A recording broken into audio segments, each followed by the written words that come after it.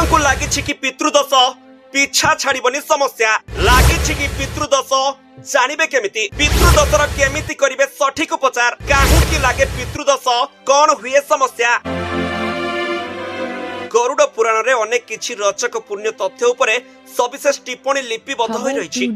गरुड़ पुराण अनुसार जो व्यक्ति मानक उपरे पूर्व पुरुषंकर आशीर्वाद रहिताय सही व्यक्ति जीवन रे सफल व्यक्तित्वटीए बनि पारे। तेबे कोनोसी व्यक्ति उपरे जदि पितृदोष लागि रुहे तेबे सेमाने बहुत प्रकारर समस्यार सामना करिथांती। सबु जगरे तांकर सबु कार्य रे बाधा विघ्न देखा जाए। तेबे व्यक्ति पाखरे किछि एपरि लक्षण देखा जाए जहा द्वारा व्यक्ति उपरे पितृदोष लागिछि बोली जणा पड़िथाय। जदि कोनोसी व्यक्ति उपरे पितृदोष लागिथाय सेही कारणरू व्यक्ति ठारे एही परि किछि अभ्यास देखिबाकू मिलिथाय। प्रथमे हेउछि जदि कोनोसी व्यक्ति बारंबार निजर नखकू कामुडी खाइथाय तेबे सेही व्यक्ति उपरे पितृदोष लागिथाय बोली कहा जाए। कारण एही परि बारंबार नख कामुडुथिबा द्वारा पितृदोष अधिकरू अधिक बढ़ी जाइथाय।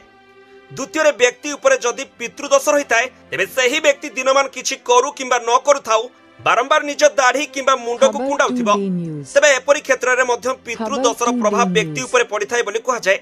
जो व्यक्ति कोनोसी गुरुजन मानकर बसिथिबा बेले निजको सभ्य ढंगरे बसाई न थाए व्यक्तिर बसिबा शैली उत्तम न रहिबा सहित गुरुजन मानकर मजाक उड़ाई थाए आउ तांकु सम्मान करि न थाए सही अभ्यास थिबा लोक मानक उपरे पितृदोष लागि रहि थाए।